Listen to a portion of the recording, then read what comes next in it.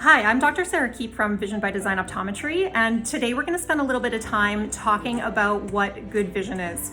So a lot of patients, whenever we ask them the question about good vision, they always talk about seeing clearly or seeing 20/20.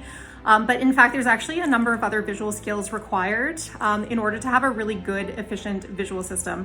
So we'll spend a little bit of time talking about those visual skills, and we'll also talk about what happens if you don't have really good functioning visual skills.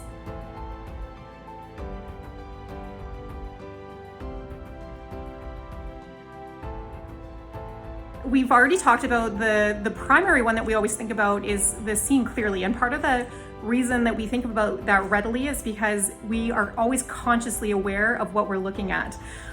There's a number of other subconscious visual processes that go on, so we'll spend a little bit of time talking about those. I have a nice little chart here. So there's 4 separate areas of vision. The one that we always think about is the identification. So identification is seeing things clearly, knowing what objects we're looking at. So for instance, when we think about 20/20 or reading an eye chart, we're looking at this identification circle. We'll go back to some of the more subconscious ones. So anti-gravity is one. So I always like to call this one the where am I circle. So our brain actually gives us a lot of information using our visual system to where our body is located in space. So an example of this is if you close your eyes, it's much harder to balance when you don't have that visual input compared to when your eyes are open. So balance and movement is often really important. It's an important component of our visual system. Centering is the next one. So I like to refer to this one as the where is it. So where are objects located in space? So there's different visual skills that we have that give our brain references to where an object is located. So an example of that is if we're looking across the room at an object, both of our eyes need to turn in to point towards that object. And that actually gives our brain a very specific measurement as to how far away that object is located from us. So our visual system gives us a lot of really important information as to where objects are located in reference to our body. And this helps us guide things like movement, for example. The last one involves comprehending all of the visual information that our brain sees. So another important aspect of our visual system is to use the visual information that our brain gathers. So we need information on previous experience, for example. So if you have various objects, you know that a cat is going to be fluffy, and you know that if you're picking up a coffee cup, it's going to weigh a certain amount, for instance, or if a baseball's flying at your head, it's going to be hard. So we have previous experience, and we can interpret information about our environment based on the input that we're getting from our visual system.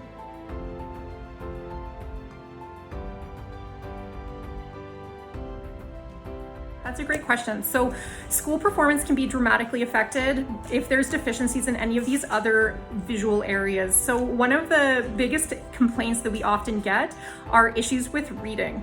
So when we go through and do a routine eye exam, for example, if you're looking at an eye chart, your eyes have to read and identify those targets. So they have to be able to see them clearly. But there's not a whole lot of eye movement when you're reading an eye chart.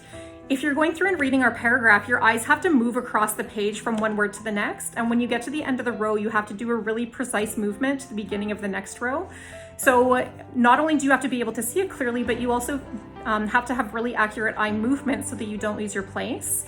And you also have to keep both eyes lined up together so that the images don't move in and out of alignment. And you have to use the muscles in your eyes to focus to make sure that they're clear. So when children have deficiencies with any of these visual areas, the most common things are things like loss of place when reading is an obvious one. If you're reading words out of order because your eyes are jumping around, it often will affect your reading comprehension. So children will often have to reread things more than once to understand them. Another common complaint is just frustration. So parents often, it's a battle to try to get them to do their homework. It's not comfortable for them to read. So if you're having a hard time using the muscles in your eyes to make things clear and you're really having to kind of squeeze and tense them, it causes eye strain and things like headaches. So kids will often avoid reading or get very frustrated when they read. Some kids will complain of double vision if things are sliding in and out, but often not because they don't know that that's not normal. But you may catch them doing things like closing an eye or tilting their head into a weird posture to try to remove one of those double images. So there can be a number of different behaviors that parents can observe in patients who have difficulty with any of these other visual functions.